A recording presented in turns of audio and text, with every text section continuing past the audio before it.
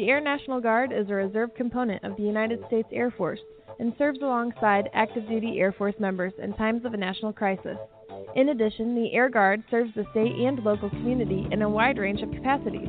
The reason people join the Air Guard is as diverse as our members and includes such reasons as a deep desire to serve their country, money for college, travel, new job skills, and the pride that goes along with belonging to the greatest military organization in the world.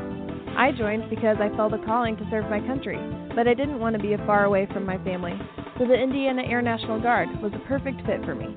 With over 95 different career opportunities to choose from and 100% paid college tuition to any state-funded college, why not give us a call?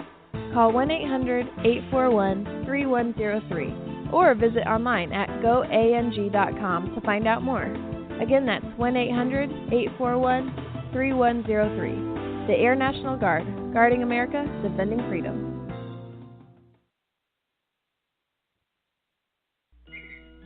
It's double trouble, double the fun at African Safari Wildlife Park in Port Clinton, Ohio. See the largest antelope on Earth, the giant eland, and the ugliest creature on Earth, the African warthog. There's so much to see and do, including the Midwest's only drive-through safari. Feed the animals, see live educational shows, feel the excitement, have your picture taken with a python or cockatoo, feel the adventure. Shop the Simba Lodge gift shop with items available from around the globe. Visit the snack bar or picnic facilities. Enjoy a pony or camel ride. Or cheer your favorite porker on to victory in the famous Pork Chop Down. Bring your family to see the rare and exotic animals at African Safari Wildlife Park in Port Clinton, Ohio. Just take Route 2 to the Route 53 North exit and follow the sign. Only 17 miles west of Cedar Point via Route 6. Open every day, rain or shine. When you don't go to Geico.com, car insurance can be confusing. Like Swedish techno confusing. Bark, bark, meow, meow. Dance with me, purple cow. Bark, bark, meow, meow. Ooh, you lovely cow. Geico makes it easy. With 24/7 access, all you have to do is go to Geico.com and you could save money on car insurance. It just makes sense. Unlike, you know. Dance with me, purple cow. I like your move. When you don't go to Geico.com, car insurance can be hard. Like early 90s heavy metal hard. I'm yelling and screaming and I'm loud. Roar. Geico makes it easy. You can review and update your policy or report a claim on Geico.com or the Geico mobile app. Because shouldn't we all have a little less stress in our lives? I'm not even upset about anything.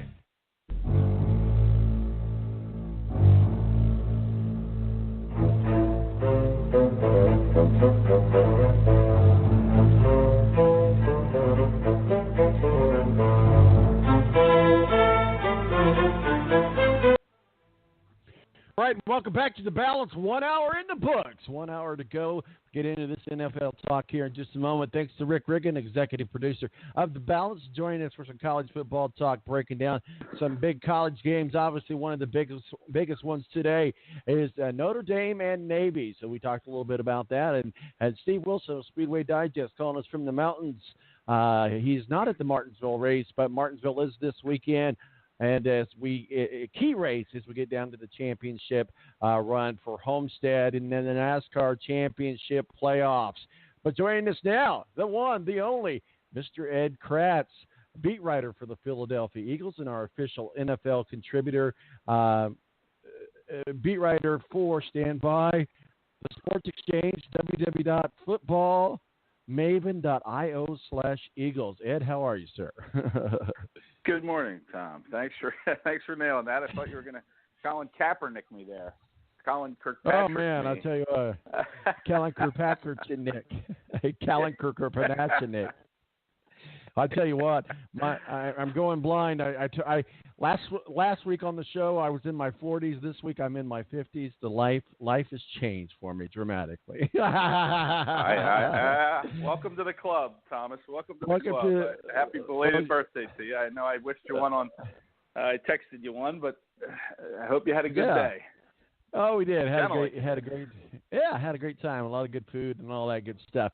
This NFL talk, obviously a big game on Thursday. I think we saw clearly who's the dominant team in the AFC South. But before we get to that, big trade with Oakland and Dallas, and that's Amari Cooper. I think that's one of the players a lot of people were looking at. I was kind of hoping, fingers crossed, that he would end up here in Indianapolis, but he did not. He ended up in Dallas. Talk to us a little bit about that trade. Why do you think Oakland traded him? This just seemed like maybe it was it a bad fit for Oakland? Because, I mean, let's face it, Amari Cooper would be welcomed by any team. Oh, absolutely. Former number one pick, but, John Gruden's just having a fire sale. It doesn't seem like anybody's really a good fit under Gruden there in Oakland. He obviously got rid of Khalil Mack to start the year, and now Amari Cooper. I guess the one knock on Cooper is I think he led the league in drop passes the last couple of years. So, he does have those issues of not, being a reliable pass catcher, but, he gives you length down the field. He could get open.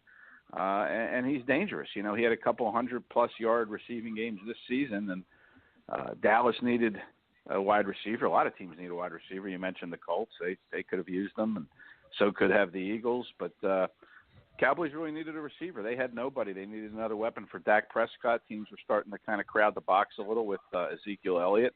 So now they have that weapon, and we'll see how he does in Dallas. I suspect he's going to do pretty good.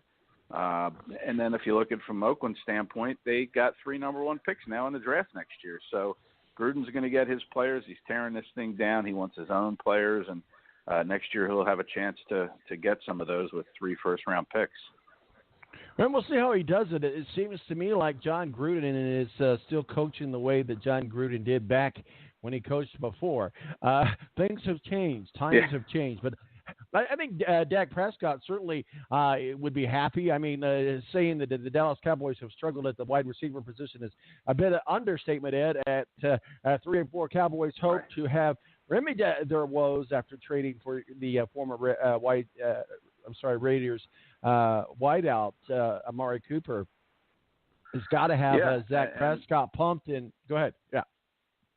No, I was going to say, in that NFC East is still kind of a wide open race. So, he could be one of the difference makers as we head down to the second half of the season this year. And then I saw something, Tom, I think it was on Twitter where, now that Gruden has 3 first-round draft picks, he can trade them all away for an elite pass rusher.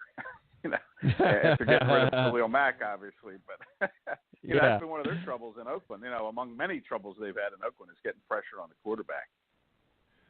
Well, let's hope that Cooper does good for Dallas, and he's maybe their Messiah, if you will, because I got a feeling if Dallas can't put something together and if Dallas misses the playoffs, Jason Garrett's days at the Dallas Cowboys are numbered. Would you agree? Yeah, I agree. In fact, Jerry Jones is normally, he can't help talking to the media, but he didn't talk to the media following Sunday's loss. Against the Redskins, and then he canceled his normal, I guess it's his Monday or Tuesday radio show in Dallas, and everybody kind of speculated that, geez, maybe he's getting ready to can Jason Garrett here. That's what everyone kind of thought, but it turned out that he was, pulling the strings on the Cooper trade. So, yeah, I think Garrett's definitely on the hot seat. I mean, they missed the playoffs again, and, that's just another year going by where they haven't made the playoffs, and you really have to make a move there, and I think he would. The hot seat got a little hotter for Garrett with the acquisition of Cooper. Well, let's talk a little bit about Thursday's game in the AFC South. Obviously, a team, the Texans, a team that we follow quite extensively here in Indianapolis. But certainly on Friday morning, Tess confirmed that Texans Warriors, the wide receiver Will Fuller, suffered a season-ending torn ACL and will be placed on injured reserve. Bill O'Brien announced it's got to hurt. But on the same token, they blew open. They had a huge win against the Dolphins. I'm sorry, I had a brain fart there for a second. 42-23 on Thursday. But I clearly showed that they are the strongest team in the AFC South with some close seconds. Jacksonville, Tennessee, and believe it or not, even people say it was only the Bills. Well, it was a big win for Indianapolis, and if they could get a win against the Raiders, which is entirely possible, I mean, that gap between first and second is going to shrink even more so. But I think clearly the Texans are the best team in the AFC South. Would you agree?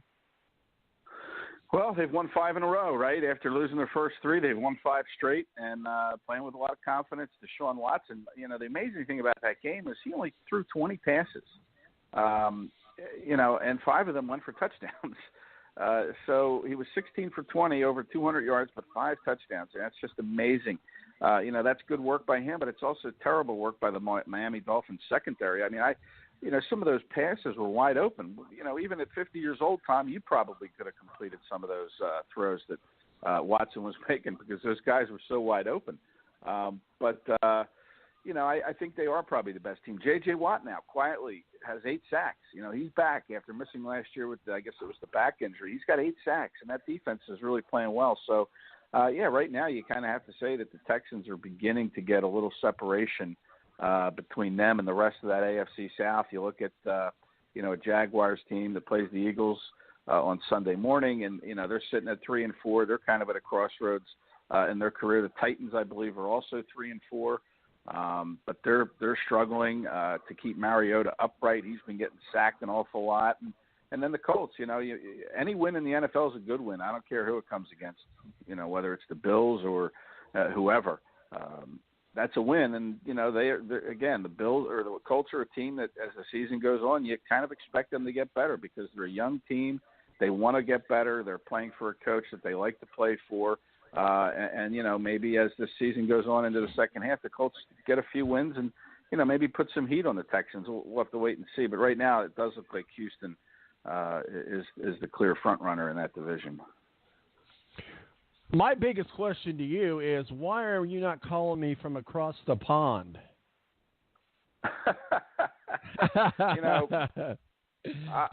Thank goodness. That's all I have to say. I've been to London before. It's not a bad city. Yeah, I have too. I'm not a big fan of food. I'm not a big fan of other than the fish and chips. Well, I like fish and chips, but you can only eat fish and chips, once a week. I can't eat them, 3 times a day. The food. So the food's a big issue for me. Let's talk a little bit. Let's digress a little bit. Let's talk a little bit about the NFL in London. It seems to be huge. I mean, very huge. This is, I think, and I could be wrong about this, but this is the first year that I remember them doing back-to-back games in London. Jacksonville seems to be very, very favored there in London. What they do when there's not a soccer game going on, they actually air American NFL TV there, and they sell it out every single week for all of the games. So, I mean, I think it's cool because, you get to start watching football at 9:30 in the morning. But let's talk a little bit about the Eagles, the Jacksonville Jaguars, but also the NFL is seriously considering an expansion team to London, if not 1, maybe 2.